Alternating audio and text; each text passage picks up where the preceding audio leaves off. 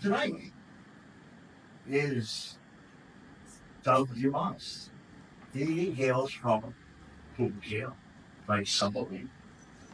And I asked him to speak on and introduce orchids to all of us, especially for the new members.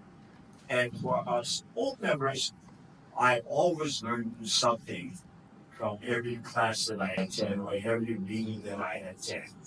And I always like to sit in the front because you get the best view. But you guys like sitting in the back, but that's okay. So Doug, you gotta speak loud so that everybody can hear.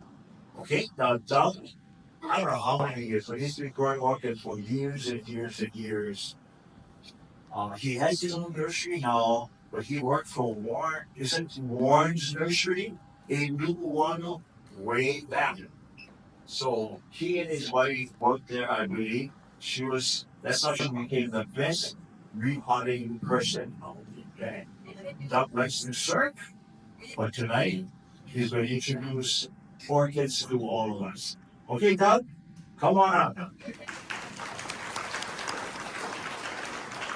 Okay, yeah. I didn't work for him. I owned the nursery. Oh, you own My partner and then I owned it. Wow, terrific. I didn't know that. You want this? Okay. Yes, you're going to need this. Wow, I couldn't even want it. It's a famous nursery and people want them. So, here we go. So, everybody can get it up. What if I use the mic? Yes. When I'm doing the potty thing, I can't use the mic. I'll I'll help use the mic right now. as much as you can. Okay. Thank All right. you. Okay. This is a class that I gave for about 35 years at Lion Arboretum. It was called Introduction to Growing Orchids. Ken has given me 45 minutes to tell you this. So I got to compress 2.5 hours of a hands-on class into 45 minutes. So unfortunately, 45 minutes doesn't allow a whole lot of time to interact. So if you got questions, you might have to come to me at the end. Okay, Ken? Yes. Are you going to play? Are you going to play the Academy Award music if I go over? All right. Tonight we're going to talk about basic orchid culture. From all you guys that are here, how many are new members? Oh, quite a few. How many have grown orchids for a while? How many have kept them alive? Very good, very good. Okay. So this is just a basic introduction to orchids. So we're going to start off with that orchids, by and large, are epiphytes, which means air plants.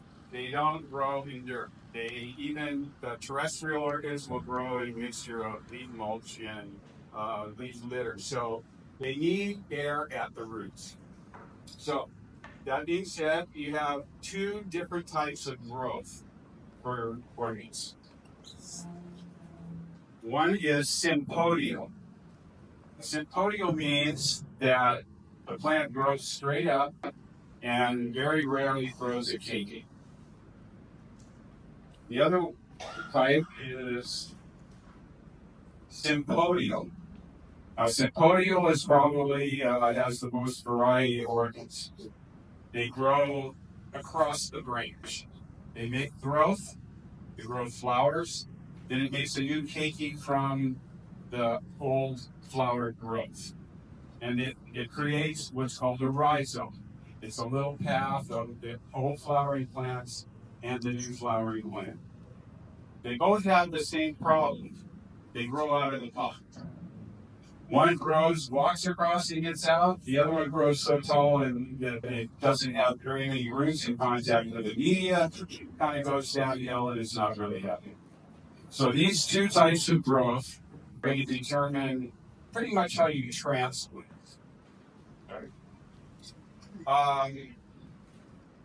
Orchids have a variety of light requirements. You have low light requirements like Phalaenopsis,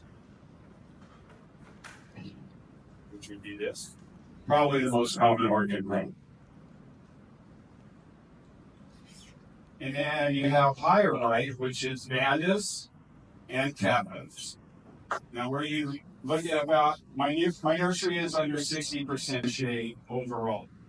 The vast majority of my plants grow under this light, with the exception of Phalaenopsis and Paphiopedilums or Sympodials. Those require a little supplemental shade, get it down to around 45–50%.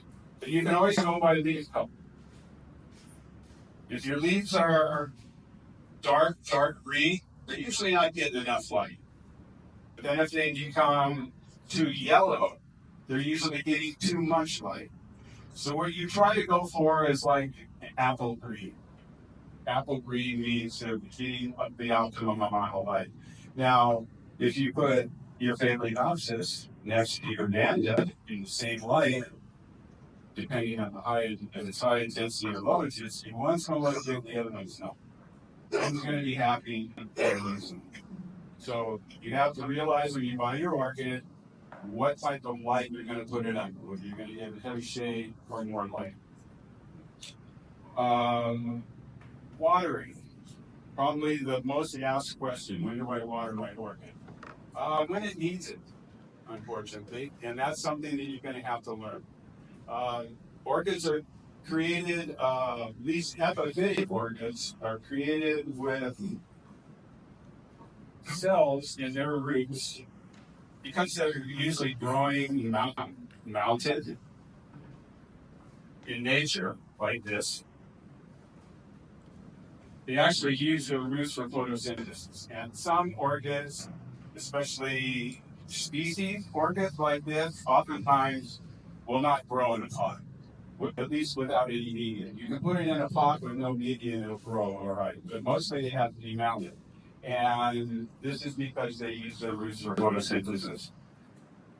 But when a plant needs water, I usually say if it's growing in a pot, take it, run the water until it runs out the bottom, which is how you should water your orchids. Always water so that the water drains out the bottom, so that it flushes out any salts that might accumulate in your fertilization. So put it down and have a plant next to it that you have in water. And do the weight. If you pick it up and it's light, it needs water. If you pick it up and it's so heavy, wait a few days. Another way on Vandas, if you spray the leaf, spray the roots, it might get you wet. See how it's turning green? Can you see how the difference between this and this?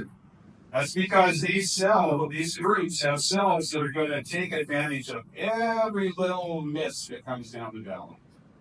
It's going to absorb that water as quickly as it can because it might be like a ways before it gets another drink. Unfortunately, the cells in these roots have no shut-off valve, which means they will continue to take up water, So if they don't dry out in between, the roots will actually take up so much water that the cells burst and all your roots die. And that is a common occurrence. So learn your watering cycle. Always err on the side of too dry. You can never go wrong if you miss the water. More orchids are killed by kindness than neglect. And it's true. Because neglect, I forgot to water it. Oh, well, then. I watered it every day. Now you're going to sit. Okay? So that's light and water. Fertilizer. Orchids are not heavy feeders, but they appreciate fertilizer. That being said, not overview attempt this. Most water-soluble fertilizers, Miracle Grow, Peters, whatever, are water-soluble. And they come with 3 numbers, 20, 20, 20, 18, 3, whatever. The first number is nitrogen. And nitrogen for orchids, they don't need that much. So always go for the lower number in your nitrogen. The reason is because the hardest state for an orchid plant to do is flower and a seed. So if you're feeding with a high nitrogen fertilizer or more nitrogen than other elements, your plant is going to grow and be happy. but it doesn't feel the need to flower because it's getting so much nutrients that why go through all that energy? I don't need to do it. So a few years ago, the fertilizer formulation, which came to be known as the Michigan State fertilizer formulation, was brought about by Michigan State University. And they did a test where they fertilized with only low nitrogen fertilizer and very little phosphorus. So for years we were told that phosphorus is bloom food. Well, phosphorus needs soil in order to release its active ingredient. And obviously we're not growing orchids in soil. So all your phosphorus is going right through the pot into the ground. It's not getting, very little is getting in the plant. So, but the lack of nitrogen stimulates the plant to flower because it feels like it has to flower. Now this goes back from before I was born. The old nursery guys that basically grew orchids for cut flowers because no one could afford orchids back in the 30s and 40s. They always said, starve your plants for more blooms. And it's true, it worked. When I first went to work with Milton Warren, he had a cut flower business, and that was his main source of income. But his plants just looked terrible. They were yellow, anemic, but he got tons of blooms. So we had to make an agreement that because I was trying to sell potted plants, and I couldn't sell potted plants that looked so bad. So we had a compromise where we fertilized, but not as much as I wanted to, but we still had a consensus. Okay, so light, water, pests and diseases. Fortunately, there's not a whole lot of pests that work the white orchids, but there are a few insidious ones, and most of them are brought by ants. Ants are farmers. They like to bring scale. They like to bring mealy. They like to bring all kinds of other things to farm them for their secretion, which they feed off. Well, nothing worse than being bugs in your plants. So observation is the key. And I don't like to recommend a whole lot of insecticides because normally the insecticides that you buy, you gotta buy so much that you'll never use it in your lifetime. So I like rubbing alcohol. Rubbing alcohol is a good contact insecticide. Don't spray it on your flowers, but you can spray it on most orchids, leaves. This kills everything. Mosquitoes, cockroaches, centipedes, anything, fungi. And there's no resistance. But there's some no-see-ums that get in your orchids, especially in the drier areas. Milbody, we don't have, Pupatea, we don't have as much of a problem. But it's the red spider mite. Red spider mites love Phalaenopsis. They love them. So the problem with spider mites is they're on the bottom of the leaves where you can't see them. So if you're growing a lot of Phalaenopsis or even Vandas, look on the underside of your leaf. If you see like a little silvery area with maybe some faint orange little dots in there, get a white t-shirt, rub the bottom of the leaf. If it's red on it, you have spider mites. Now, rubbing alcohol will not kill spider mites. Insecticide will not kill spider mites. Only miticide will kill spider mites because spider mice are not insects. They're more closely related to spiders, arachnids. So you need a miticide. But you can smother them. And that's where Simple Green comes from. Full strength Simple Green. You can spray this on your plants, not in full sun. Always do this in the shade. Coat the whole leaf so that everything is coated, and that should help you control your spider mites.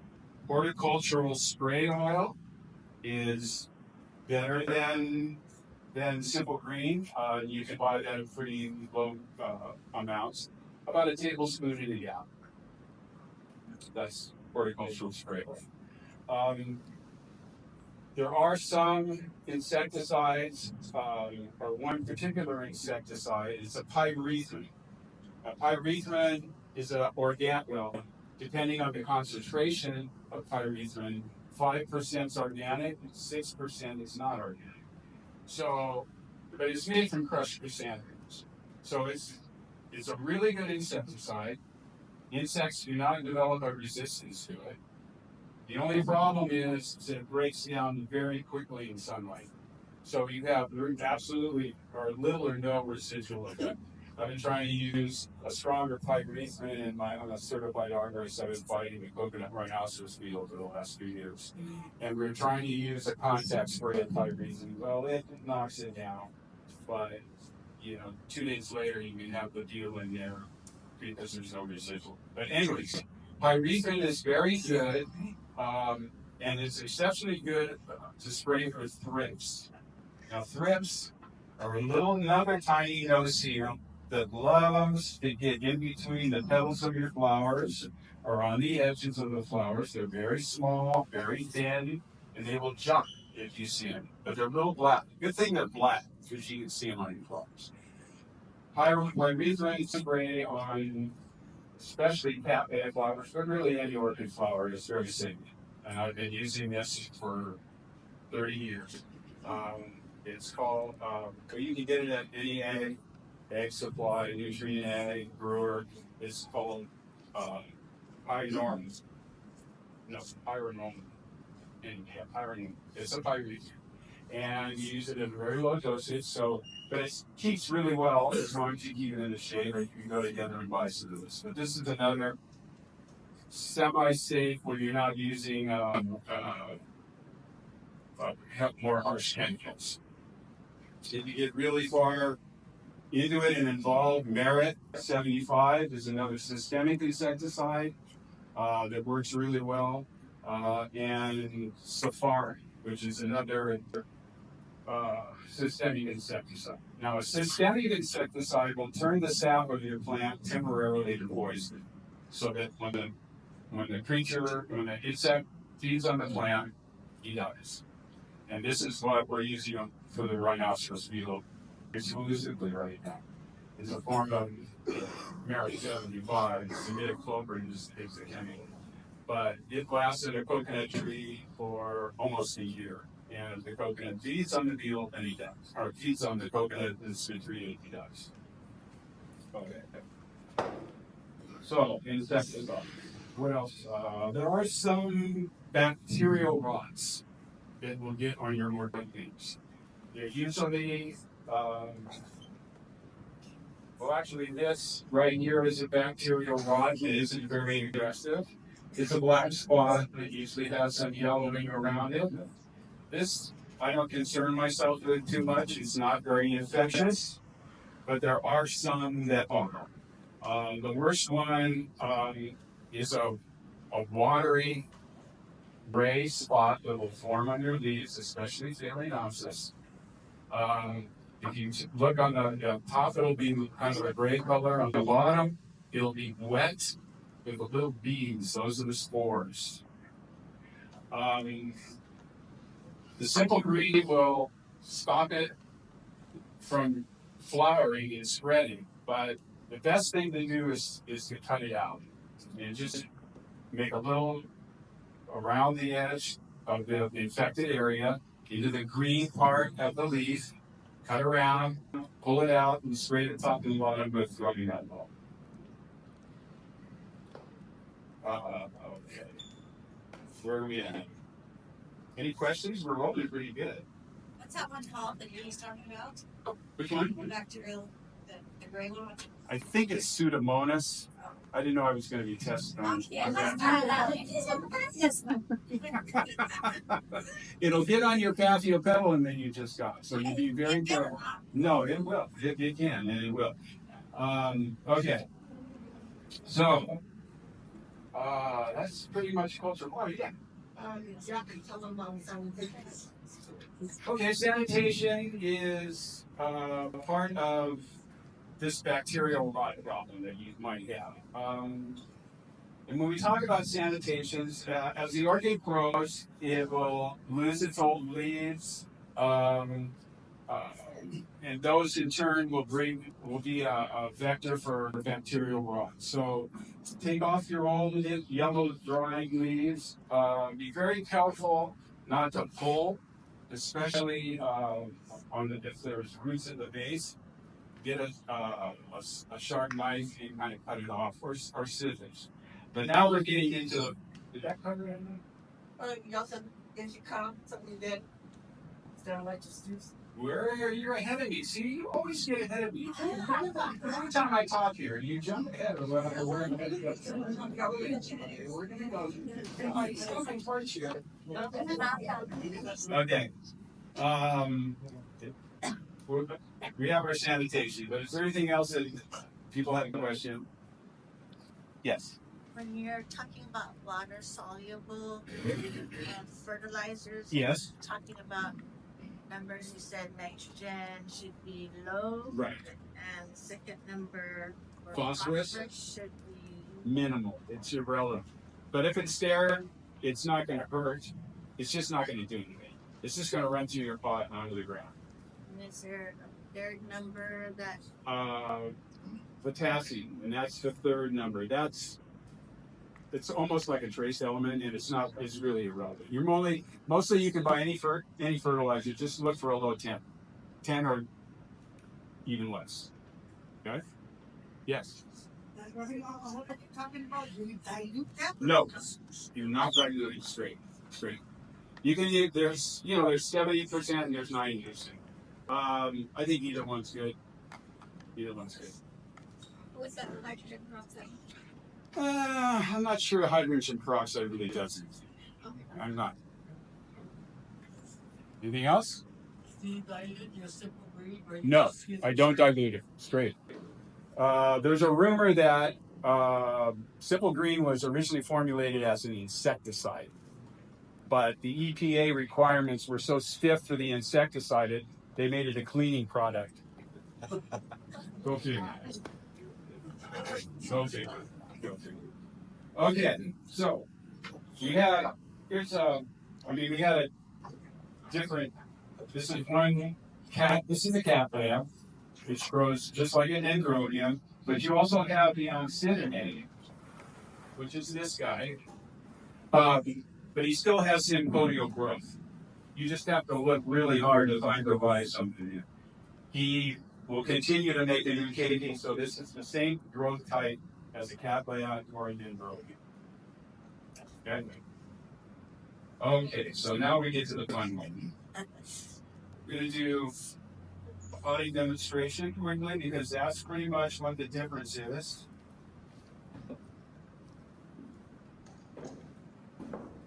Oh, one other thing. Snails and slugs.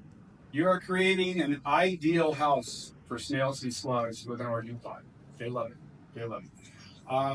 If you come out here after we talk, you can see some damage on a root.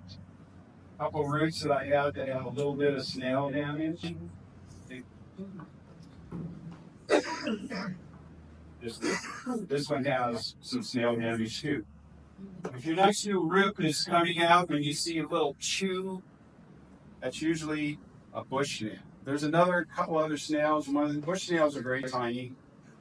There's another snail. I don't know what he is. He's a little bigger, not quite the size of a dime, but he's a jerk too. And then there's the banana slug, and the banana slugs are the worst. And well, no, not the worst. The worst is an African snail. African snails can do horrendous damage. But if you're on top of it, you can usually. The African snails are easier to control. Slugs are a little easier to control. The bush snails, though, are the hardest because they're very small. And they will hide down inside your pot at the daytime. You come out at night and feed.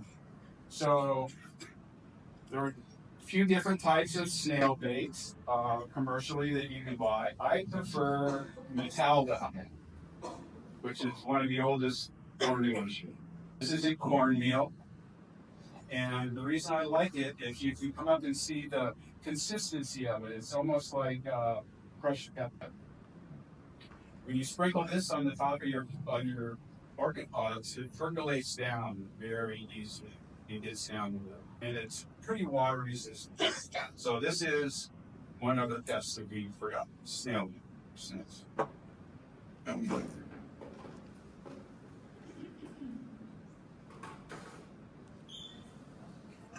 you have a suggestion if you have like pandas or vanilla ones at all?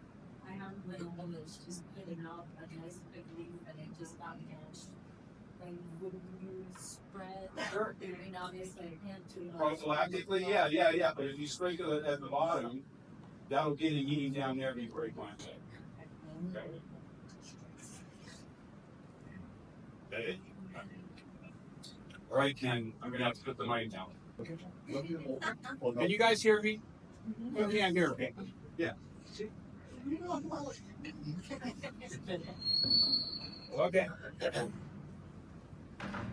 Okay, first, let's do the Monopodial. I like to do the Monopodial, especially with the advent of how Phalaenopsis are marketed now. When we grew Phalaenopsis back in the day, you raised the Phalaenopsis from a 2-inch pot, successively potted them up until you got into a flowering size 5-inch pot. And that plant was rooted in that pot. See how hard it is to take that out? And I put a little water on it. But you see my point. Phalaenopsis now are raised differently. They are actually an orchid that is sold by a middleman. The person that sells you a blooming Phalaenopsis did not raise this from a flax, or a 2-inch pot, or a 3-inch pot. He bought it like this. This is how Phalaenopsis can be flowered now, in a small pot. Now, it's a little better than it used to be, because for a while, they would grow them in they still do. They grow it in New Zealand spag. This is New Zealand spag. It's a wonderful material to grow orchids. You can grow big orchids or flowering size Phalaenopsis in a small pot because this holds moisture really well and nutrients. But the problem is that it decomposes and it does not play well with orchid bark. So, in other words, it's not compatible. Decomposed sphagnum does not do well in orchid bark. So, if you've got this one at least was not in sphagnum, but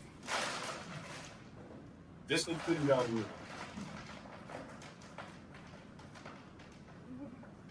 But very way down here in the center, you see a little pop of sphagnum. That little sphagnum is a ticking time bomb in there because he's going to sour your meat. So you got to get that out. So you got to clean that out. Even though this is a little one, I just got this at Walmart. That's what I would do. When I give the class, I go to Walmart, and the ones that they couldn't sell are out there for $5. So you can pick them up and bring it as an example of what to do, right? Okay. So this guy needs to go into a smaller pot, or a bigger pot, I'm sorry. So what we're going to do, and we're going to get back to the virus question and the sanitation question. Orchids are susceptible to bacterial rots and all the things that we talked about, but they also are susceptible to orchid viruses. And they're not specific. There's a tobacco mosaic virus that attacks orchids. There's a Sympodial mosaic virus. There's probably a few other viruses now that we don't know.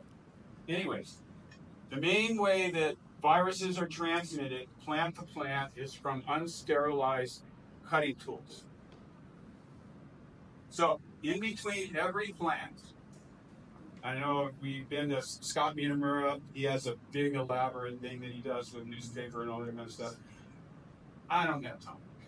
So, but I sterilize my plants religiously, and my cutting tools religiously, and so does my wife. So, after you've cut a plant, you wipe it and get the material off, and then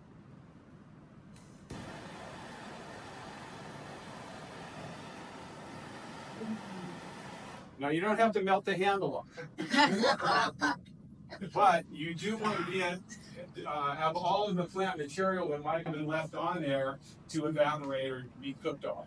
So now this is, let it cool off for a second.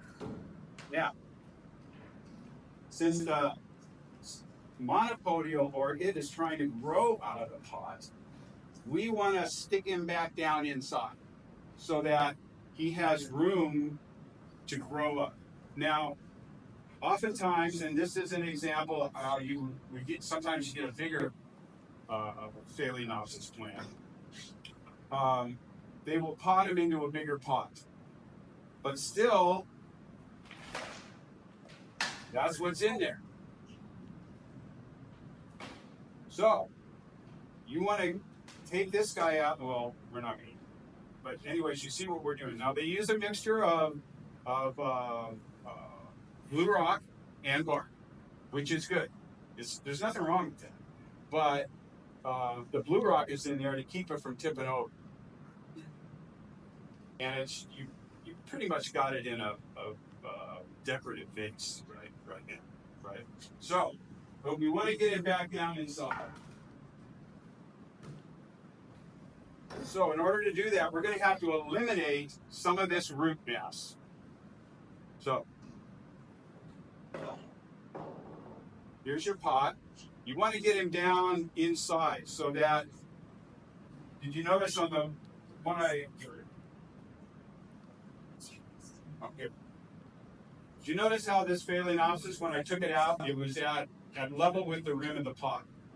Ideally, you want about that much media with an empty space for the new plant as it grows up to put out its new roots just above where the media is and then go down. If you keep the Phalaenopsis in the pot like I just showed you, the new roots that come out are going to be shooting out above the rim of the pot. It's not going to go into the media, especially if it's held prisoner by this plastic pot in the center.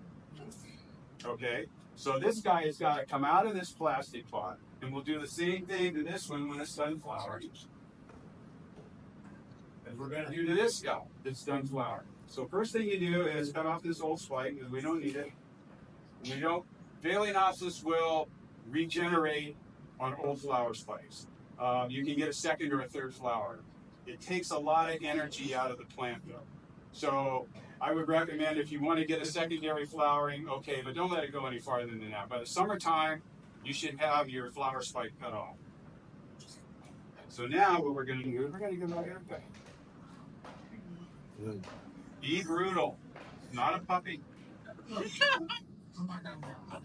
Okay, so now this is going to get down inside. And you guys pass that around so you can see the and then we're going to fill the media in around that so that the plant will have a couple years to grow up out of the pot before you got to deal with that again. Okay? Any questions? You cut off the middle.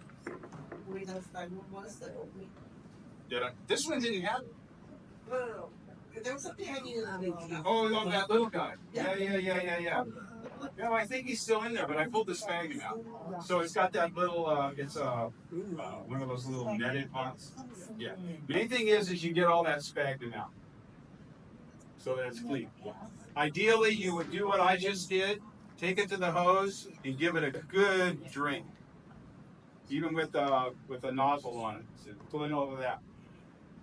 Okay, normally when I do Phalaenopsis like that, I don't immediately put any media in the pot. And this was advice that was given to me a long time ago by Sheldon Takahashi's sister. Cut your Phalaenopsis roots, set them in the pot that you're going to put them in, and don't put any media in for a week or so that all those roots will heal up and dry out there on that end. and then put your media in. Now, you're going to have to be a little diligent that you don't let that Phalaenopsis dry out. You're going to have to be watering them every day or so, or with a mister, mist the roots.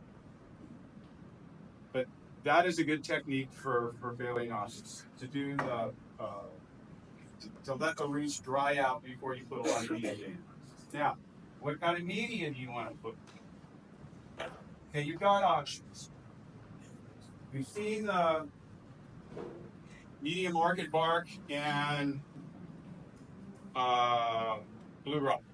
Blue rock is great for dendrobiums because dendrobiums always fall over. I grow up, the few dendrobiums I grow pretty much straight blue rock. For cattleyas or anything else, this blue rock is brutal on your scissors. It's really hard to make a division, cut through the blue rock. I used to ship to the mainland, so I wouldn't use blue rock anyways. But blue rock is all right, and even as a mixture, it does hold a little more water than orchid bark. But if you tailor your watering to that, it'll just be aware that adding blue rock to your media will keep the plant wetter for long. It won't dry out as quick. Okay? Any questions? I'm not using coconut husk. I don't like coconut husk. Coconut husk is very good initially, but it breaks down really quick. And when it breaks down, it changes pH. And we're not going to get into pH for the new guys yet, but pH change in your pot is usually one of the biggest causes of total root loss. And that's why you got to be careful with New Zealand sphagnum because it'll change. But as far as media, my media of choice is orchid bark. It's medium orchid bark. I use Orchiata exclusively. Now, who's no Calvin to harass me for? I'm sorry to say it, Calvin's not here, but Sequoia orchid bark is terrible. It's terrible. And I probably bought as much Sequoia orchid bark over my career as anybody. The problem with well, we're not. All right. So I use Orchiata. It's more expensive, guaranteed. But the thing with Orchiata bark is it does not decompose. I'm going to pull this plant that has been growing in this pot for probably 3 years, and the bark in here is going to be good. It's going to be excellent for anthuriums. It's going to be excellent as an additive to your peat media that you grow your other plants in. And you new guys don't know what a phragmipedium is, but a phragmipedium is a slipper orchid that requires a lot more moisture than a paphiopedal. And used orchid bark is the perfect media for phragmipediums. So this is orchid bark. I use number 3 perlite. I throw it in there. It looks nice, and it's something that initially I would put it in the Sequoia because I knew that guaranteed this was not going to break down. But with Orchiata, it doesn't really make any difference, but it's a little cheaper than Orchiata, so adding it kind of saves you a little money, Ken. I know this. All right, so we've got a Sympodial potting demonstration. Anybody, any questions about Sympodial? Or Monopodial? Okay. Now let's do it. Okay, this is a cattleya. Sympodial growth grew across the pot. Cattleyas, by and large, do not like to be repotted when they're dormant. And when we say dormant, dormant means that your plant is sitting there in suspended animation and it's not doing anything. In nature, this corresponds to usually a dry period, so it's not going to grow. But it can be transmitted, like, for example, this is a Clandier. This is a jungle plant. It goes into a period of dormancy where it doesn't do anything. And because it's mounted, it doesn't really matter. But if you're in a pot, or if you want to divide your plant, the fact that it's in dormancy can make the difference between whether your plant will do a happy transplant or a transplant. So, how do you know when your plant is in active growth and not in dormancy? You will see live green root tips, usually emerging really close to the last rhizome. And you will normally see an emerging keiki coming from the last rhizome. That means the plant is in its growth cycle. That's the time. So don't just decide it's Sunday, I'm going to transplant all my cactus. I wish it was that easy. Although, as a caveat to that, Milton Warren, my old partner, would take the plant as soon as it was done flowering. He didn't care what it was, out to the potting bench, and he had his 10 or 15 plants that he would transplant, and it didn't matter. And he did it pretty good for about 60 years. So I guess this whole thing. But as a novice, just learning, this is important in your transplanting, that you only transplant when it's in active growth. Okay, a lot of times, ideally, we would plant this before it hung over the edge of the pot. This would be the ideal time to move your plant up. You're not going to do anything except put it in a bigger pot. You're not going to divide it. You're not going to do anything but put it in a pot. So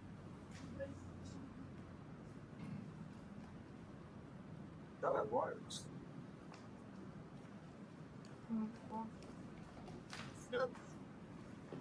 Okay, we're not going to do anything to this. It's got a really good root ball,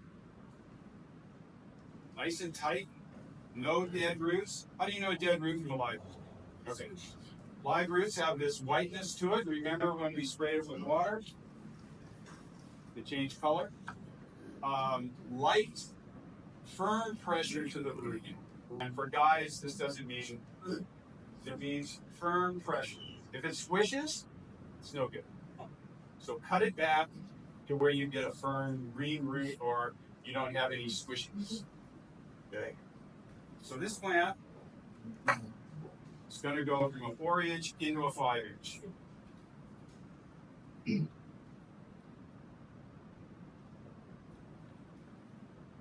It's right in there snugly. Position it against the back, and just kind of fill in the media around the front. You can use a potting stick. I think fingers work better, but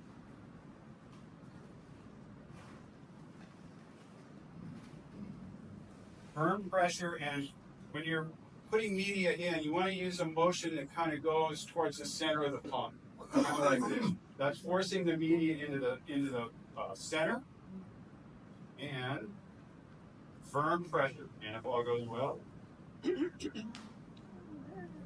Okay, if you do that, your plant falls out. You weren't firm enough in your pressure.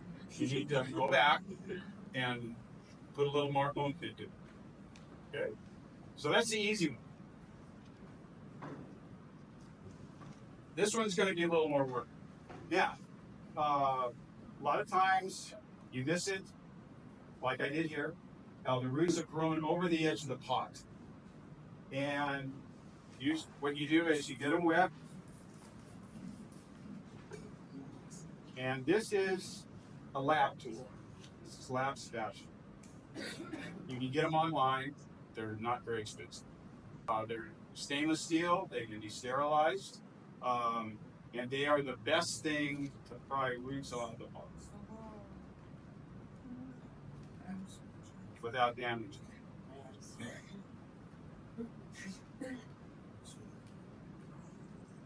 So we got all the roots off the side.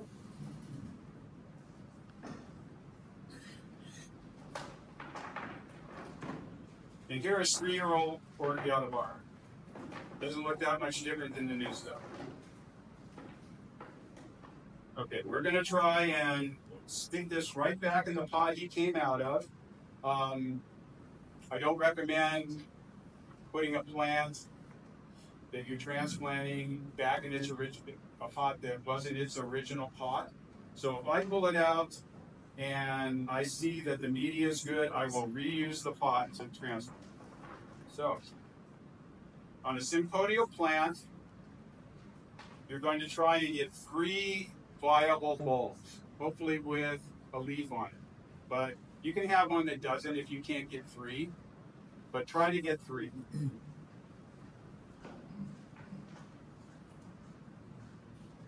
Torch.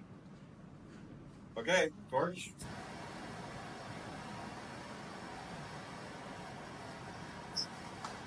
How are you doing, Ken? Good. How much time I got? Oh.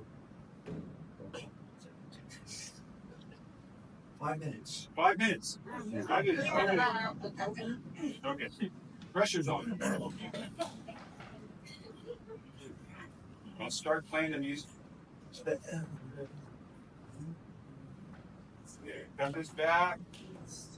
Again. You might think this is brutal, Yes. but you don't want to put a broken, you don't want to have that root not fit in the pot, and when you pot it, you break it.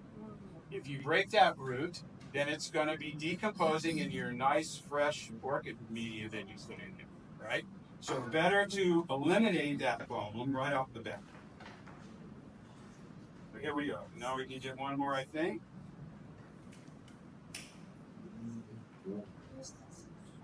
Oops.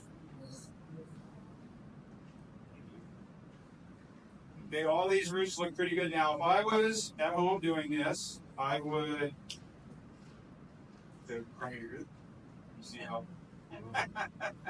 See, this is squishy. This is squishy. There's another crummy root.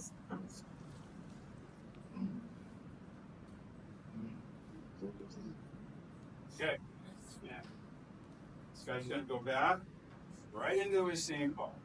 Now, when you put this back into its pot after transplanting, you want to get the most bang for your buck here, right? So you don't want to just stick it in the middle of the pot. You want to try and get the last bulb as close to the back of the pot as you can, because that's going to give you the most growth before you got to do this movie again. Okay, so get it all over, jam it all the way in the back. And this is going to be a little trickier than the other one because the other one already had a really solid root ball and we take it individually.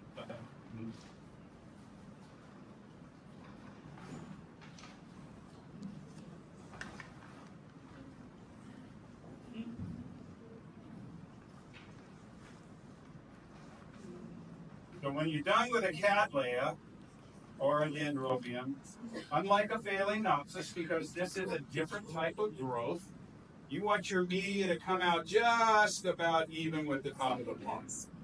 Maybe a little below is okay, but you don't want it sunk down like we did the monopodial plant, right? Because this guy's going to walk across. He's not going to grow up.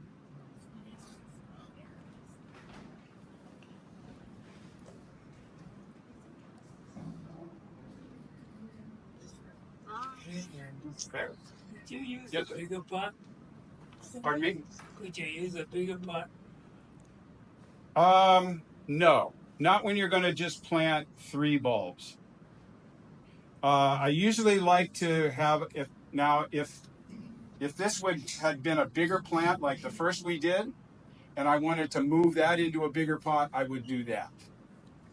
But when I'm going to make a division and I'm going to make a cutting, I don't do that. I want to put it in a pot that leaves room for about 2 or 3 growths. Because if you put that little amount of root mass that we had in this one in a big pot, the pot's not going to dry out quickly.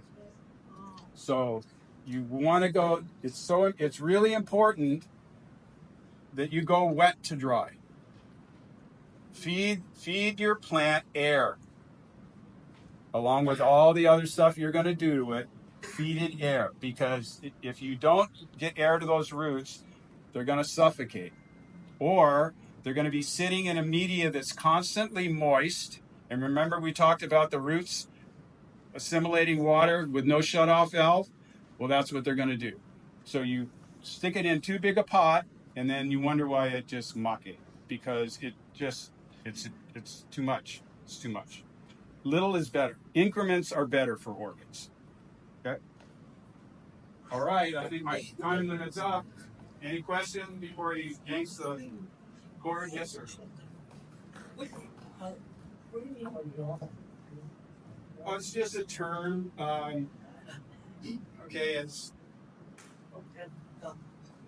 See, this guy's just walking out of the pot. See, instead of growing straight up, he's walking across the pot. Okay? It's just terminology, just to try to get you to visualize the way that it grows. So this guy's going to walk down the branch, and straight one is just going to grow straight up. If you go all the way to the summit of Kunia, way out in the valley, there's an ancient ohia tree. And in that ohia tree is a Vanda suavis, growing straight up into the canopy. How it got up there, who knows? Yes. You said that you should transplant the camellias when they're dormant. Well, what about When they're not dormant. When they're not dormant, Right. what about the other others? These types. Yeah. The monopodial, good question. Monopodial orchids do not seem to go into a dormant here. And I think it's because, all right, Cattleyas or anything with a bulb has the ability to go through a dry period. It's going to live on the storage that's in these bulbs. A Vanda or a Phalaenopsis doesn't have that, right? So it's going to be constantly growing, never shuts off. So, does that answer your question? Okay? Yes. Body in this cement ones. Cement pots are fine. They're great for dendrobiums because it gives a little more weight. The problem is sometimes getting the plant out of a cement pot because it will stick. The roots like the cement, but it will. You almost have to soak them overnight. I grew up with my neighbor making it across the street. Oh, unreal. So my dad thinks a lot of that. No. Back in the day, that was big because terracotta pots were so expensive and they had to be shipped from the mainland. So the local Japanese down here, they got the molds, they made the mold, and they started popping out orchid pots. I have some cement pots from like the 40s, ancient, and they're still good. And the concrete that are in those pots were good concrete. Okay, Ken's chomping it. Thank you guys very much.